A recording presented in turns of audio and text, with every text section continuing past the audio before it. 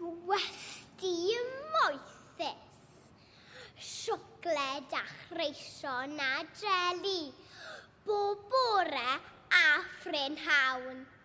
Creu golwg a llanast ym mhobman, beth bynnag a fynnwn a gawn.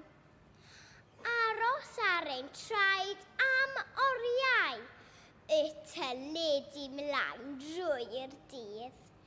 Cael bwntio a dawnsio ar y gwely. Wel, dyma'r lle gorau sydd.